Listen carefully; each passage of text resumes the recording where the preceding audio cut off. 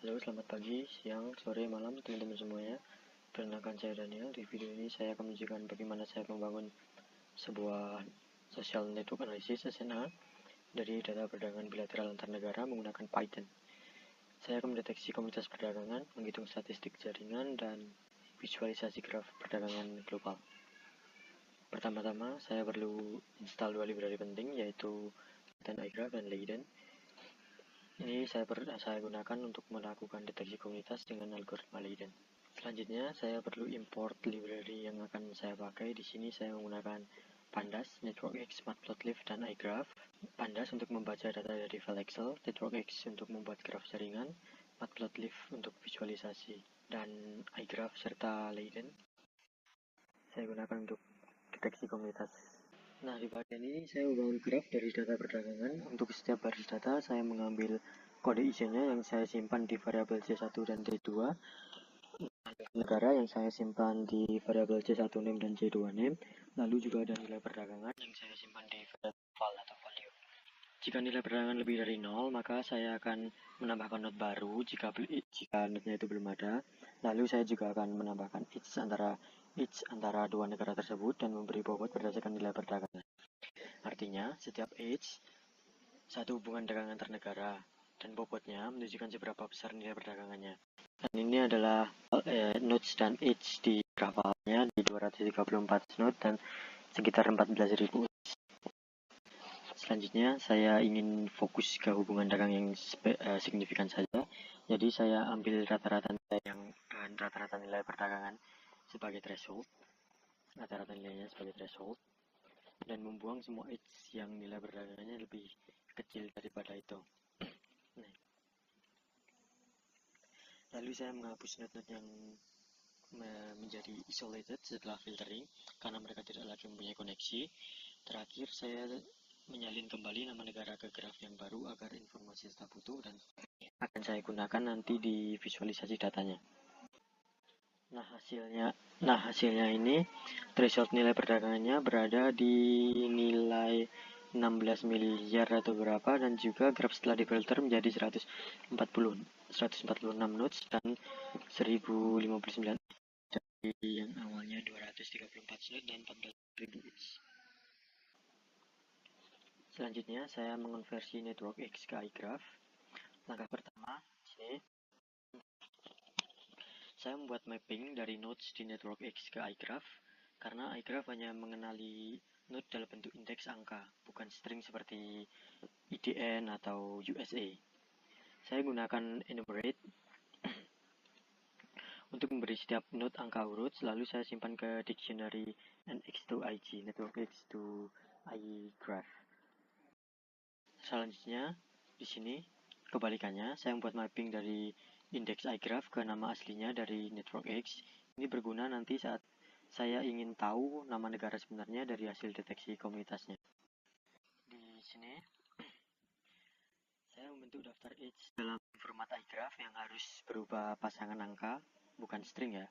Saya konversi setiap edge dari NetworkX ke representasi angka memakai ini tadi, X2IG tadi.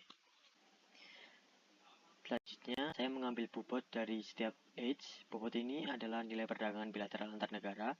Saya butuh ini nanti saat deteksi komunitas untuk menghitung modularity berbobotnya. Di sini saya sekarang membuat graf baru menggunakan iGraph.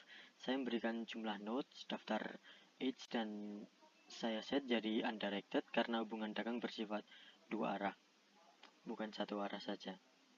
Saya juga menambahkan nama negara ke setiap vertex atau nodes di iGraph agar kita tetap bisa lacak nama negara aslinya, bukan hanya ID angka seperti IDN USA saja. Terakhir, saya pasang kembali bobot hubungan antar negara, nilai perdagangannya tadi, ke iGraph agar bisa digunakan oleh algoritma Leiden nantinya di bawahnya untuk deteksi nanti. Dan ini hasilnya adalah iGraph dengan 146 vertices dan juga 1059 edge. Oke, ini bagian utama dari analisis community detection dengan algoritma Leiden. Saya memanggil find partition dari library Leiden LG. Lalu saya gunakan metode modularity vertex partition agar deteksi komunitas nanti mempertimbangkan bobot edge. Dalam hal ini, bobot edge-nya adalah nilai perdagangannya tadi. Hasilnya adalah modularity-nya ada di angka 0,1774, berarti bahwa pembagian komunitas cukup baik. Semakin besar modularity, semakin terpisah jelas komunitasnya. Nilai 0,1774 ini bukan sangat tinggi, tetapi dalam konteks jaringan perdagangan yang kompleks dan global seperti ini cukup signifikan. Jumlah komunitas yang terdeteksi ada 3, artinya negara-negara dalam dataset ini secara alami terbagi menjadi 3 kelompok berdasarkan hubungan dagang mereka. Oke, selanjutnya saya membuat data frame komunitas. Saya mulai membentuk data frame baru untuk menyimpan hasil komunitas.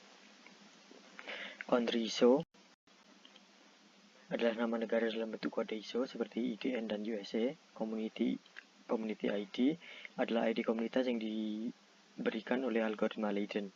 Semua node sudah mempunyai ID komunitas masing-masing di partition. Selanjutnya saya mengambil atribut name dari graph JFiltering, graph yang telah difilter tadi, yaitu nama lengkap negara, misalnya Indonesia, bukan IDN, United States, bukan USA. Di sini saya menambahkan kolom baru country name ke data frame, hasil mapping dari kode ISO ke nama lengkapnya. Tujuannya agar hasil akhir visualisasi nanti bisa lebih mudah dibaca dan tidak hanya berupa kode saja, seperti IDN USA. Terakhir, di sini agar hasilnya rapi, saya mengurutkan data frame-nya berdasarkan ID komunitas dan nama negara. Lalu saya mereset indeksnya. Ini penting supaya ketika saya menampilkan nanti, tiap komunitas terlihat berurutan dengan jelas. Selanjutnya, saya menampilkan anggota komunitas. Saya mulai dengan loop untuk setiap komunitas unik yang ditemukan. Saya ingin melihat negara mana saja yang termasuk ke dalam tiap-tiap komunitasnya. Saya filter di sini, saya filter data frame untuk hanya mengambil negara-negara yang tergabung di komunitas tertentu. Hasilnya saya jadikan list agar bisa ditampilkan. Jika komunitas besar, saya menambahkan 10 anggota pertamanya agar outputnya tidak terlalu panjang. Tampilan total anggotanya. Kalau komunitasnya kecil, saya menampilkan semua nama negara secara langsung.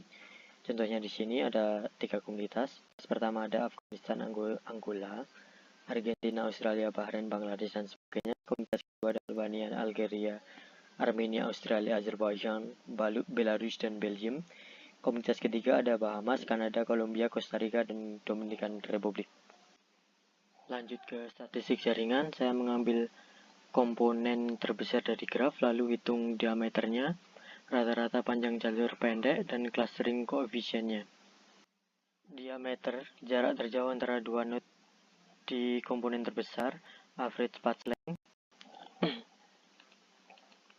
rata-rata jalur tercepat antar node, average clustering coefficient, seberapa erat koneksi antar tetangga suatu node.